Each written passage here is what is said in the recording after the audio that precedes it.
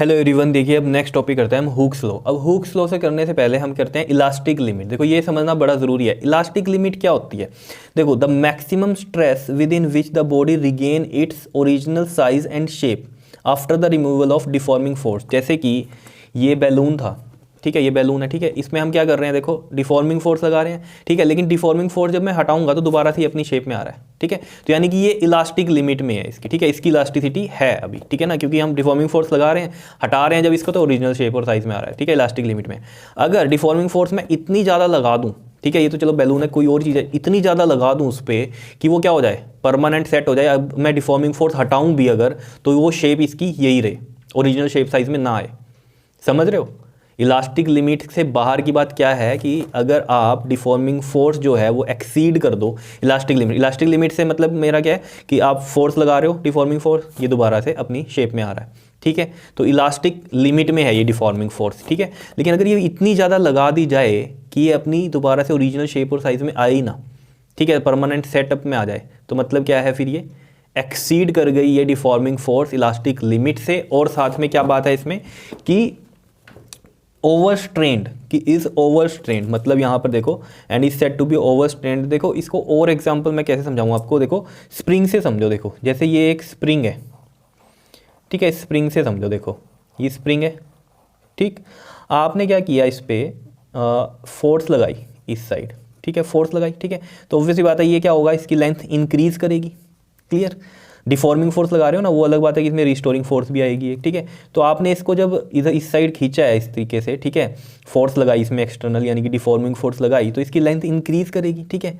अब जब आप लेंथ इंक्रीज कर रहे हो इसकी, ठीक है, और जब आप ये फोर्स हटाओगे तो दोबारा से ये अपनी उसी पोजीशन पे आ जाएगा। मतलब देखो ये इतना है अभी, ठीक है, जब आपने इसको डिफॉर्मिंग फोर्स लगाई तो ये यहाँ पर हो गया, जैसे डिफॉर्मिंग फोर्स हटाई फिर यहीं आ गया। तो ये अपनी इलास्टिक लिमिट में है कि आप डिफॉर्मिंग फोर्स लगा रहे हो और जैसे ही छोड़ रहे हो फिर दोबारा से ये अपनी उसी ओरिजिनल साइज और शेप में आ रहा है, तो कोई दिक्कत नहीं है, ठीक है। लेकिन अब आपने क्या किया, इस पर इतनी ज़्यादा डिफॉर्मिंग फोर्स लगा दी कि अब ये क्या कर रहा है, उतनी वापस नहीं जा रहा जितना पहले अपनी शेप और साइज में जा रहा था, ठीक है, कम जा रहा है। अब इतनी लगा दी कि ये क्या हो गया, परमानेंट सेट हो गया, ये पीछे जा ही नहीं रहा। समझ रहे हो, इलास्टिक लिमिट से आपने ज़्यादा डिफॉर्मिंग फोर्स लगा दी इसमें, तो क्या हुआ, अब ये पीछे जाएगा नहीं, तो खुल गया।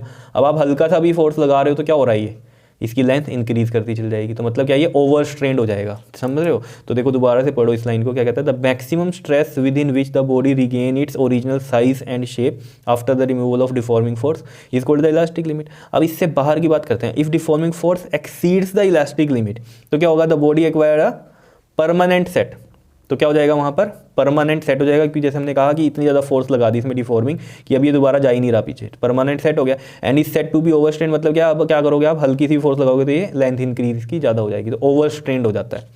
क्लियर है। अब ये हुक्स लॉ में आपने कहानी समझनी है, क्या हुक क्या कहता है, कहता है it states that the stress is directly proportional to strain, ठीक है, जो स्ट्रेस है वो डायरेक्टली प्रोपोर्शनल टू स्ट्रेन है। मतलब क्या है, आपको ये तो पता ही है, आप स्ट्रेस दोगे, अब जैसे मान लो ये चीज़ है, ठीक है, इस पर स्ट्रेस दोगे आप, ठीक है ना, इस तरीके से स्ट्रेस डेवलप होता है, बाहर से प्रेशर दोगे तो स्ट्रेस डेवलप होता है, ठीक है, स्ट्रेस दोगे आप तो इसकी क्या होगी, चेंज होगी डायमेंशन, ठीक है, इसकी डायमेंशन क्या हो जाएगी, कम हो जाएगी। या अगर आप इसको बाहर की तरफ फोर्स लगाओगे, इस तरीके से स्ट्रेच करोगे तो इंक्रीज भी हो जाएगी, ठीक है। तो यानी कि स्ट्रेन हो रहा है, चेंज तो हो रही है ना डायमेंशन, तो स्ट्रेस देने पे क्या हो रहा है, स्ट्रेन हो रहा है। तो स्ट्रेस जितना दोगे उतनी ही एवरेज में क्या होगा, स्ट्रेन भी बढ़ेगा। क्लियर है, इतनी बात समझते हो, ठीक है।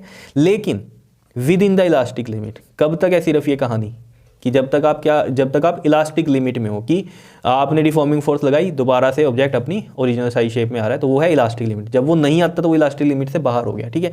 तो इलास्टिक लिमिट से बाहर क्या होता है कि थोड़ा सा भी स्ट्रेस दोगे ना तो ओवर स्ट्रेंड हो जाती है बॉडी, जैसे हमने स्प्रिंग में एग्जाम्पल दिया, ठीक है। तो जब वो इलास्टिक लिमिट से बाहर हो गया तो हल्का सा भी आप फोर्स दोगे या स्ट्रेस हम जिसको कह रहे हैं, ठीक है ना, तो क्या होगा, वो लेंथ ज़्यादा इंक्रीज करेगी, इसकी ओवर स्ट्रेंड हो जाता है। तो यानी कि हुक्स लॉ जो एप्लीकेबल है stress directly proportional to strain सिर्फ किसके लिए, इलास्टिक लिमिट में, वो बॉडीज जिनमें आप डिफॉर्मिंग फोर्स लगा रहे हो, जब हटाते हो तो वो दोबारा ओरिजिनल साइज शेप में आ रही है, वहाँ तक की कहानी है, ठीक है। अगर उन्हीं बॉडीज़ में आप बहुत ज़्यादा डिफॉर्मिंग फोर्स लगा दो और वो परमानेंट सेट में आ जाए, दोबारा ओरिजिनल साइज शेप में ना आए, तो फिर हुक्स लॉ वहाँ एप्लीकेबल नहीं है। तो stress directly proportional to strain कब होगा, जब इलास्टिक लिमिट होगी। क्लियर है, तो हुक्स लॉ ने ये बात बताई आपको, ठीक है।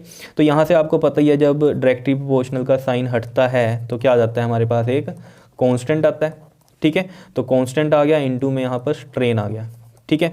तो यहाँ से अगर हम देखें, ये जो कांस्टेंट है, ठीक है, इज इक्वल टू क्या आ जाएगा यहाँ से, स्ट्रेस अपॉन में स्ट्रेन। क्लियर है। अब ये जो कांस्टेंट होता है ना, ये क्या है हमारे पास, मॉडुलस ऑफ इलास्टिसिटी। तो यहाँ पर constant of proportionality is called modulus of elasticity, और क्या बोलते हैं हम इसको, coefficient of elasticity of material. ठीक है, तो यानी कि इस कांस्टेंट को हम लिखते हैं यहाँ पर ई से। ठीक है, और स्ट्रेस आपको पता है किससे लिखते हैं हम, सिग्मा से, और स्ट्रेन को हम एप्सिलॉन से लिखते हैं। ये चीज़ आप ध्यान में रखना। क्लियर है। तो ई क्या है यहाँ पर, constant of proportionality is called the modulus of elasticity, और जिसको हम क्या बोलते हैं, coefficient of elasticity of material. तो ये हर मटेरियल पे, मटेरियल टू मटेरियल डिपेंड करता है। क्लियर है इतनी बात। ठीक है, तो ये हुक्स लॉ था। अब ये मॉडुलस ऑफ इलास्टिसिटी जो है हम पढ़ेंगे नेक्स्ट वीडियो में, जिसमें हम type of modulus of elasticity को भी करेंगे। क्लियर है, तो ये नेक्स्ट वीडियो में करेंगे। यहाँ पर आपने समझना है हुक्स लॉ क्या है और इलास्टिक लिमिट क्या है। कर लोगे इसको। ओके जी, थैंक यू।